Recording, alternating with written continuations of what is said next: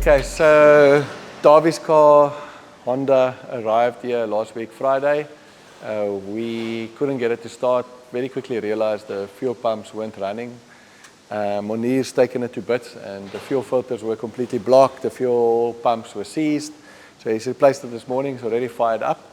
We're going to try and run it on the dyno tomorrow morning and see if we can't put it on the track by tomorrow evening. Like I said, this car is for sale. Obviously, we want to get it running and go through it so we can sell it with a clear conscience. And yeah, just get Paul to look over the tuning and do some laps, and obviously hoping it will go well. But again, it gives me the opportunity to see if anything needs more work and yeah, take it from there and see what happens. This Honda is an ex-production car. I'm not sure who built it, but it's clearly very nicely built. It's got a proper roll cage in it, fuel tanks at the back, because these Hondas used to have the fuel tank underneath the front seat, which is great for drag racing, acceleration kind of things, but not necessarily very good for cornering around corners for weight distribution. So yeah, fuel tanks in the boot. This car's got a Quaife sequential gearbox in it. It's obviously clear to see the fancy gear lever. I've driven it up and down the road. It clearly works. I'm not sure what managements it got in, because I looked underneath the dashboard and I didn't see anything yet. I believe it's got the stock engine, stock internals, a slightly bigger turbo, obviously LS diff with the gearbox, AST shock absorbers all around, and I would suspect that all the suspension boosters and stuff is made solid, but we'll see as soon as we get it on the lift. So yeah, that's where we're at.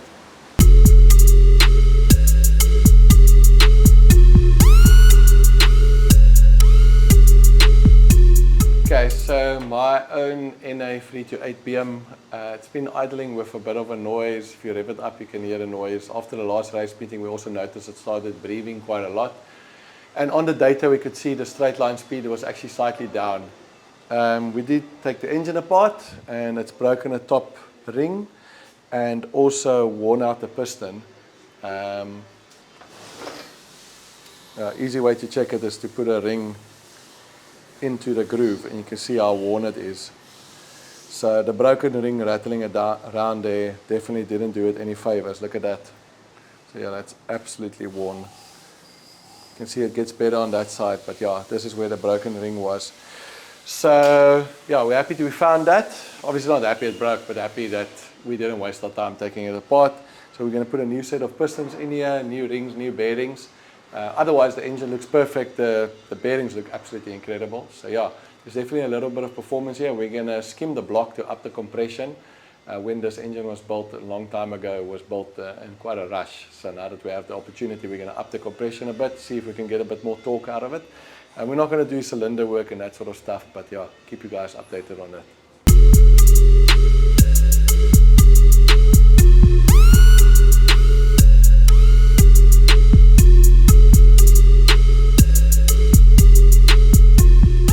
Follow me, we're going to talk about Dawie's Nova. We actually fitted the gearbox. We took the gearbox to pieces just to check wear and tear. And it's got the whole thing is beautifully made, but it's got a little oil pump on the front of the gearbox inside the bell housing that circulates the oil through coolers and also making sure that everything's got oil that it needs. And yeah, we noticed a little leak underneath the car. We had to take it out again. And there's actually an O-ring that's been crushed. So we replaced the O-ring. The guys are just putting the gearbox back in. As soon as the gearbox is in, we've got new lightweight silencers that was made locally, and we need to fit them. Put tabs onto them for springs and brackets. And then yeah, Caleb's basically done with the intake system. Obviously, it just needs to be made pretty, wrapped, and put on the car. And we're just still waiting for hydraulic lines for the shifters. Then the car should be ready for the dyno. So in the next sort of 2 days, 3 days, car will be ready to go to the dyno.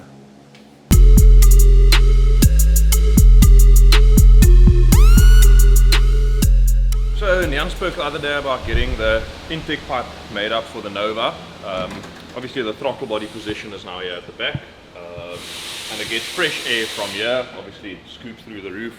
So obviously the filter has to sit somewhere here, and we build a rough box around it, just not to capture all the cold air, but just to sort of get most of it. And obviously there's a bit of a problem with how it sits. So we came up with a solution. We made up this intake pipe out of aluminium. It was a bit of a tough thing to make for the fact that the throttle body is oval and the extremely tight radius that we have to work with. Obviously, if we go here, we don't really have space anywhere downwards to bend it up, and then as soon as we get to the top, the bodywork sits extremely close to the intake now, so we don't have that much space to work with. So actually, normally what I do is I take a straight pipe and I cut it into pie cuts, and then I bend that up or tack that up, and that creates a bend. But that was actually, the radius wasn't tight enough, so I went and bought a 180 pipe that's already pre-bent, and we cut that into pie cuts to get this extremely tight radius bend here. But with the tight radius bend, you obviously still want it to flow. You don't want to have sharp and ugly edges. So we made up the one pipe, cut it in half to get the oval, and then bent up a plate to go in between just to get that oval shape. And then to get the oval shape into the round, just got a piece of pipe rolled up. Nobody actually sells 130 mil aluminium piping. So I had a company roll up a piece of pipe, I welded the seam which is at the bottom, and then pressed it into an oval, shaped everything together. And when this was all finished welded, just this piece, we go into the inside with a flappy disc and basically just sort of like port and polish it a bit just to get a bit of a smoother flow on the inside. Welded everything together, made two little stays so it can rest onto the intake little ears, so it just doesn't rest on the silicone.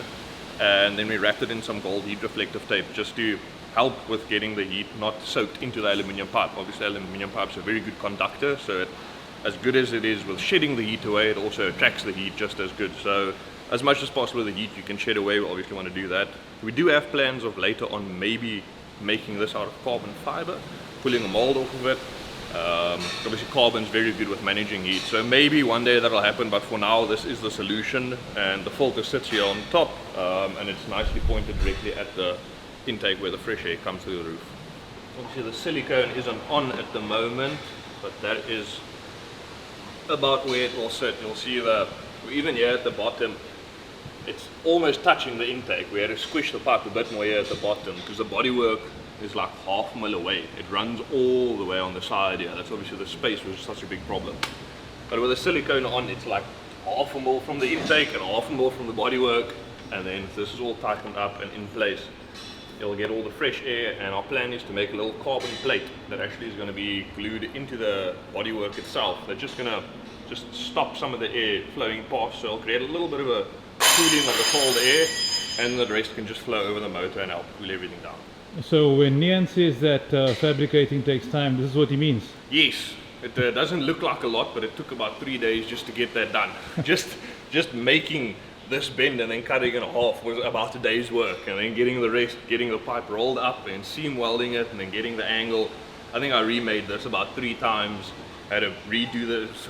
It takes a lot of putting together, a lot of cutting apart, but eventually you get a final product that fits and works and hopefully does what it needs to do.